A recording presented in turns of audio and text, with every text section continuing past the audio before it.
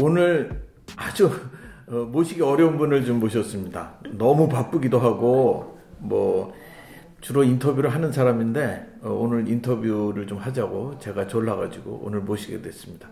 간단히 자기소개 좀 해주시죠. 네, 안녕하세요. 저는 윤범기 기자라고 하고요. 이제 MBN이란 방송국 기자로 일을 하고 있지만 오늘은 아마 뭐 기자로서보다는 네. 그 외에 하는 다양한 이제 봉사활동이라고 해야 될지 취미활동이라고 해야 될지 약간 그런 것들 때문에 네. 불러주신 게 아니에요. 맞습니다. 그래서 모셨는데 그래도 또 여기 이제 청년들이 이 방송을 많이 보기 때문에 기자라는 직업에 대해서 일단 좀 기자가 되기 위해서 뭐 좀 궁금한 거 많을 거예요. 그런 질문 많이 들으셨을 테니까 요약해서 몇 가지만 얘기해 주시죠. 사실 기자라는 직업은 요즘 사양 산업이라. 유튜버를 하세요. 유튜버가 훨씬 더 전망도 있고 되기도 쉽고 코로나 이후에 뽑지를 않아요. 그래서 기자는 어차피 어려운데 다만 이제 그래도 전통적인 그 이른바 레거시 미디어에서 한번 기자 생활을 해보고 싶으시다면 이제 가장 중요한 건 논술이에요. 논술. 글쓰기 시험이 거의 압도적으로 중요하고 그래서 이제 적어도 100명 정도가 만약에 필기 시험을 본다. 논술 시험을 보거든요. 그럼 10명 정도가 합격해요. 10명 정도가. 그러니까 10분의 1, 2 붙는 거죠. 그럼 최종 합격도 아니잖아. 그렇죠. 10명이. 네, 그렇지만 어쨌든 그 필기 시험 단계에서 그 단계에서 90%가 떨어진다. 90%가 떨어진다. 그러니까 10명 중에 1명 되는 거예요. 글쓰기 시험으로. 글쓰기 시험으로. 그러니까 기자가 되려면 어쨌든 글쓰기 역량을 미리 갖춰야 되겠고. 그렇죠. 예. 그러려면 책도 많이 읽어야 되고 평소에 본격적인 요즘 활동하신 얘기 하기 전에 왜 기자가 되려고 했어요? 저는 뭐 이제 이렇게 취업할 때 이렇게 나이가 많아가지고 그나마 이제 제가 가지고 있는 여러 가지 조건들로 취업할 수 있는 분야가 기자여서 그랬던 것 같고 요즘 세상이 하도 빨리 변하다 보니까 그 기자가 되려고 했을 때의 어떤 시대적인 상황, 그렇죠. 시대는 좀 거창하긴 하지만 어쨌든 그때와 지금 본인이 되려고 했던 때와는 환경이 많이 달라졌죠. 엄청 달랐죠. 네. 좀 그건 뭐 어떻게 좀 달라지고 좀 그때는 언론사가 몇 개 없었잖아요. 그때는 사실 기자가 된다는 건 정말 소수의 어떤 이렇게 엘리트 사회에 들어가는 그런 그 등용문적인 성격이 실제로 있었던 거죠. 그때 언론 고시라고 불렀잖아요. 그렇죠. 마치 사법고시 행정고시처럼 언론사 입사 시험도 무슨 고시 같은 느낌이었던 거죠. 근데 지금은 기자가 너무 많고 언론사도 너무 많고 거기다가 유튜버 1인 미디어들까지 웬만한 언론사 한두 개를 들었다 놨다 할 정도의 영향력을 가진 그런 그 1인 미디어들이 워낙 많기 때문에 이제는 뭐 기자라는 직업이 대단한 특권도 아니고 뭐 희소 가치가 많이 없어진 거네요. 그렇죠. 진로를 그럼 잘못 선택한 거예요. 예. 근데 저는 그래도 한 10년 이상 기자 생활을 했는데 요즘 기자를 시작하려고 하면 이제 좀 고민해볼 필요가 있다라는 거죠. 그래서 아까 글쓰기 얘기를 하셨는데 우리 윤 기자가 그 청소년들 뭐 이런 대상으로 해서 글쓰기와 관련된 강의를 굉장히 많이 해요. 물론 거의 봉사활동, 뭐 돈과 관계없이 그렇게 많이 하고 있는데 자, 그러면 청소년이 됐든 또 뭐 기자 지망생이 됐든 글쓰기와 관련돼서 가장 중요한 게 뭡니까? 그러니까 이제 저희가 기자 시험 준비할 때 이제 기자 시험 글쓰기 방법론으로 제가 강의를 많이 했거든요. 근데 제 강의도 나오지만 뭐냐면 그 어떤 주제가 제시되잖아요. 이런 주제를 갖고 글을 써봐라라고 제시어라고 돼요. 제시어가 제시되면 제일 중요한 게 뭐냐면 이 제시어를 뭐 예를 들면 한류란 제시어가 제시됐어. 그럼 뭐 양극화라는 게 제시됐어. 그럼 그 제시됐을 때 이거 갖고 써보면 되겠다. 라고 머릿속에 떠오르는 그거 있죠. 그걸 쓰지 마. 그거부터 지워.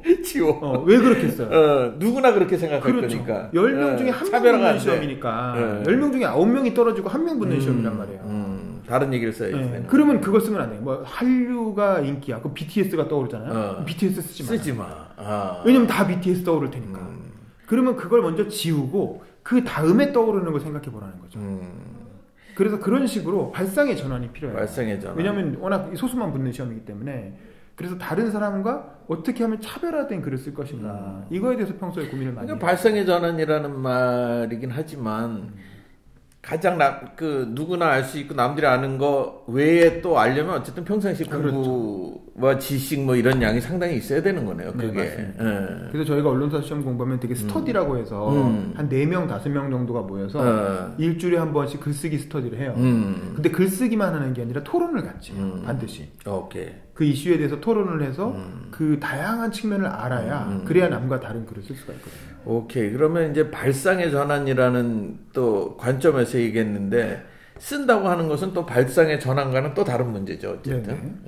그거는 또 어떻게 하면 좀 성장시킬 수 있을까요? 그러니까 뭐 많이 써보는 수밖에 없는데요. 이제 저희가 이제 그런 얘기를 많이 해요. 짧게 쓰라고. 짧게 쓰라고. 짧게 써야 읽을 때 속도감 있게 읽히거든요. 근데 이제 대부분 글을 못 쓰는 사람들, 처음 글을 쓰는 사람들이 글을 길게 써요. 결국 이제 단문을 쓰란 얘기죠. 네. 되게 한 문장이 줄줄 이어져가지고 한 단락 전체가 한 문장인 경우도 많아요. 그래서 제가 이제 글쓰기 지도를 할 때 하는 얘기는 첫 번째 문장이 두 번째 줄을 넘어가지 않게 해라. 그러니까 한 줄 안에 그 문장이 끝나야 돼. 그리고 자를 수 있어요. 어떻게든 문장을 짧게 끊어서 최대한 줄여서 이 정도만 깔끔하게 퇴고했다라고 느낌이 들 때 그때 하나를 더 빼라는 거예요. 더 빼라. 그래서 문장을 최대한 기름기가 없게 아주 단문으로 쓰라는 건데 저희 회사에서 지금 주말 앵커 하시는 최일구 앵커라는 분이 계세요. 그분이 이제 MBC 기자를 할 때 저희 회사에 와서 특강을 한번 하신 적이 있거든요. 리포트는 이렇게 쓰는 거야 해가지고 본인이 쓴 리포트 직접 보여준 적이 있어요. 근데 그분이 어떻게 얘기했냐면 리포트의 모든 문장을 다 2단어로 모든 문장을 다 2단어로 썼다는 거예요. 2단어로 문장을 구성하는 거예요. 2단어로. 아니 어떻게 그럴 수가 있어? 쉽지만 그분이 그때 스포츠 기자였거든요. 이렇게 썼어요. 공을 던졌습니다. 땅 쳤습니다. 쭉 날아갑니다. 관중들이 환호합니다. 이런 식으로 쓰는 거예요. 그렇게 해서 두 단어만으로 문장을 구성해서 MBC 뉴스 최일구입니다. 이렇게 리포트를 쓴 거예요. 귀에 쏙쏙 들어오네요. 이렇게도 쓸 수 있다라는 거예요. 쓸 수 있다라는. 그래서 그렇게 이건 극단적인 경우지만 그런 식으로 어떻게 하면 문장을 더 짧게 만들 것인가를 고민하고 짧게 치고 나가면 읽었을 때 잘 쓴 문장이라는 느낌이 들어요.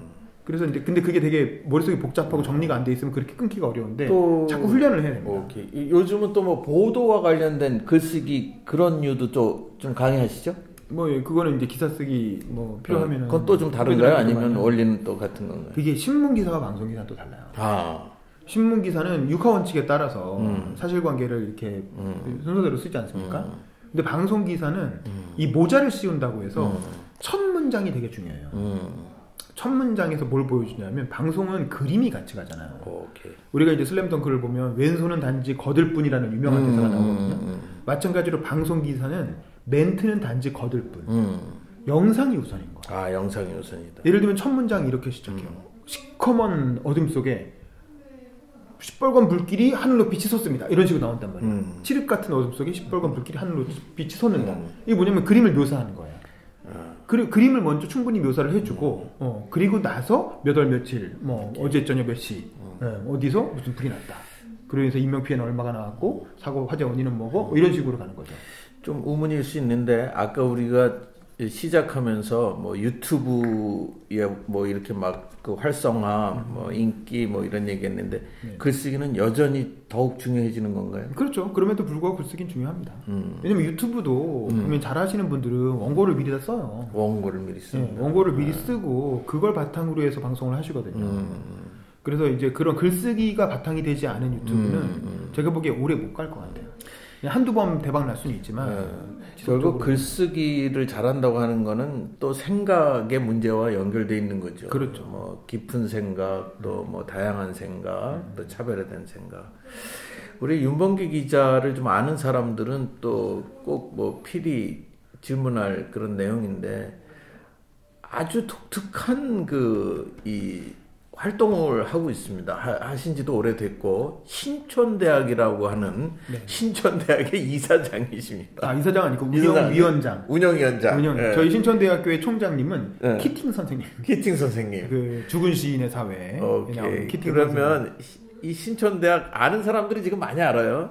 소개 좀 해주시죠. 그러니까 저희가 2014년쯤에 그 신촌 물총 축제를 하셨던 한기로 감독님이에요. 이제 그분이 처음 제안을 하셨고 이제 그분의 제안에 호응해서 이제 저랑 몇 명의 이제 그 사람들이 모여서 한번 신촌 지역을 다시 교육의 메카로 만들어 보자. 다시 새로운 배움의 메카로 만들어 보자라고 해서 그 가상의 대학교를 만든 거죠. 대한대학, 신촌대학교란 이름으로 만들었고 처음에는 이제 무슨 뭐 그 식당 하다가 망한 건물을 하나 리모델링을 해가지고 강의실을 만들었어요. 그래서 이제 거기서 공개 강의를 하면서 이제 시작을 했고 그래서 지금까지 한 5년, 6년째 이제 이어오고 있죠. 뭐 저도 조금 알고 있기 때문에 설명을 좀 덧붙이면은 누구나 학과장이 될 수 있고 뭐 한 4번 4회 정도의 이제 그런 강의를 하는 건데 가장 독특한 거는 그 과의 이름이에요. 그동안 뭐 많은 과가 있었는데 좀 독특했던 과 이름 좀 한번. 예를 들면 또 이런 것도 있었죠. 섹스학과. 이런 것도 사실은 일반 대학에서는 감히 개설하기가 어려운 주제잖아요. 근데 이제 성인이라면 사실 필수적으로 알아야 될 교양이라고 할 수 있는 건데 이제 그런 것도 저희가 개설을 했었고 근데 대개는 이제 뭐 진로교육 관련된 거죠. 뭐 해볼까. 나도 아나운서 돼볼까.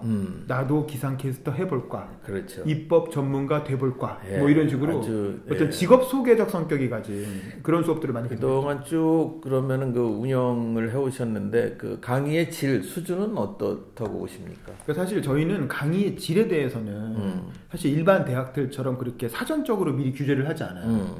강의의 질을 따지기 시작하면 사실 문턱이 높아지거든요. 그렇죠. 근데 신촌대학교의 가장 큰 특징은 누구나 배우고 누구나 가르칠 수 있다. 문턱이 낮은 학교이기 때문에 그래서 사실은 그거는 강의의 질을 저희가 따지지 않고 수강생들에게 맡깁니다. 그래서 만약에 수강생들이 들어봤어. 근데 강의의 질이 형편없어. 그럼 바로 폐강됩니다. 그렇죠. 그리고 다음 학기 절대 안 열려요. 근데 들어봤는데 와 가성비가 너무 좋아. 저희도 수강료도 싸니까 수강료에 비해서 이 정도면 너무 훌륭해. 그런 강의들은 계속 개설되는 거죠. 그래서 이제 신촌대학으로 출발해가지고 지금은 여러 대학이 있어요. 그죠? 아니에요. 뭐 그것도 몇 가지 소개해 그러니까 저희가 이제 노량진대학교라고 해서 동작구로 갔다가 이태원대학교라고 해서 용산구로 갔다가 또 뭐 마포대학교, 무슨 서초대학교, 뭐 이렇게 또 뭐 지방자치단체하고 또 뭐 그러니까 용산구청하고 협력했던 게 이태원대학교고요. 이제 뭐 그런 식으로 지자체와 협력하기도 하고 시민단체와 협력하기도 하고 다양한 모델들을 저희가 실험을 해요. 그 신촌대학이 궁극적으로 뭐 이 상태로도 뭐 상당히 좋습니다만은 궁극적으로 좀 그리는 그림이 있습니까? 그러니까 일본에 가면 시부야 대학이라는 게 있어요. 그 시부야구가 우리로 치면 이제 서대문구쯤 신촌 같은 동네인데 그 지역엔 정말 수만 명의 그 주민들이 다 시부야 대학교에 수강생이면서 강사. 그러니까 누구나 신촌대학교 모델이랑 똑같아요. 우리가 그걸 알고 한 건 아니지만 하고 나서 찾아보니까 그런 게 있더라고요. 그 지역 전체가 다 그 지역 주민들이 다 대학의 일원인 거예요. 어떤 사람은 강의를 열고 어떤 사람은 수업을 듣고 근데 그걸 기업이 하는 게 아니라 지자체가 합니다. 그 시부야구가 그걸 처음 제안한 사람이 시부야 구의원이었던 사람이고 그 사람이 그걸 바탕으로 구청장이 됐어요. 그래서 이제 그 지역의 어떤 주민들이 누구나 배우고 가르칠 수 있는 그 지역 공동체를 만들어가는 과정에 참여하는 거죠. 그 배움을 통해서. 그럼으로써 본인들의 어떤 노후의 새로운 일거리도 찾아내고 이제 뭐 그런 이렇게 저희는 이게 제가 뭐 이걸 저는 어차피 직업이 따로 있는 사람이기 때문에 이걸로 제가 돈을 벌 생각도 없고 다만 이제 이걸 통해서 하나의 모델을 만들고 싶은 거예요. 새로운 어떤 지역 밀착형 평생 교육의 모델을 만들어서 이게 지자체를 통해서 확산이 되길 바라는 거죠. 그래서 전국의 지자체에서 모든 구가 다 만들 수 있잖아요. 꼭 신촌은 서대문구지만 신촌뿐만 아니라 지역 어디든 사실 이 모델을 가져가서 지자체에서 평생교육 코디네이터, 이 대한대학 코디네이터 한 명만 채용하면 돼요. 그리고 그 사람이 저와 같은 역할을 하는 거죠. 그래서 지역에서 다양한 일거리들을 만들어내는 지역 주민들을 연결시켜서 이제 그런 역할을 하면 이제 그럼 지역에서 이런 대학이 퍼져나갈 수 있고 그러면 사실 우리 사회가 지금 굉장히 지금 산업구조가 빨리 바뀌고 있고 4차 산업혁명을 맞이해서 일자리가 불안정해지고 그러는데 뭔가 새로운 걸 계속 배우고 가르치면서 일거리도 생기고 또 자기의 어떤 능력도 새로운 분야의 어떤 진로를 또 탐색할 수 있는 이제 그런 계기가 될 거예요. 그 보통 뭐 직장 하나 그 열심히 다니기도 힘들잖아요. 근데 굉장히 유능한 기자로서 또 그렇게 평가를 받고 있고 그러면서 또 이런 다양한 진짜 이건 일과 후에 하는 거잖아. 그렇죠. 시간을 쪼개가지고 궁극적으로 우리 윤 기자가 꿈꾸는 목표라 그럴까요? 뭐 그런 건 뭐가 있습니까? 아니, 저는 지금 이 사는 모습이 그냥 제가 꿈꾸는 목표고요. 제가 뭐 이걸 통해서 뭘 하겠다는 게 아니라 지금 이 상태가 원래 제가 목표를 하는 겁니다. 이 상태. 예, 저는 지금 제가 하고 싶은 걸 하고 있는 거고요. 예, 저는 어렸을 때부터 이제 이 한국 사회로부터 많이 받은 편이어서 제가 또 군인대학을 나오고 장교로 군복무를 하고 그러면서 이제 월급 받으면서 군복무하고 맞아. 이제 그 덕분에 사실 굉장히 어려운 가정 형편이었음에도 불구하고 또 어쨌든 이렇게 그 먹고 살 수 있게 됐다는 거죠. 네. 근데 우리 사회로부터 많은 혜택을 제가 받은 사람이라 제가 이거를 사회에 조금이라도 돌려주면서 오케이. 사는 거에 이제 관심이 있었고 네. 이미 그런 목표를 이루고 있다. 네. 그래서 이걸 더 열심히 하는 게 제 목표입니다. 오케이. 그러면 오늘 이렇게 진짜 너무너무 바빠요. 말씀 들으신 것처럼 이 시간을 내주셔서 너무너무 감사드리고 나중에 이 방송을 보게 된 분들이 또 윤 기자님한테 또 뭔가 궁금한 거 뭐 때로는 도움을 요청할 수도 있어요. 뭐 이러면은 또 기꺼이 좀 도움을 주시기 부탁을 드리고 이렇게 또 인터뷰에 응해 주셔서 대단히 감사합니다. 더 궁금하신 내용은 더 체인저를 통해서 또 추가로 질문하시면 되겠습니다. 감사합니다.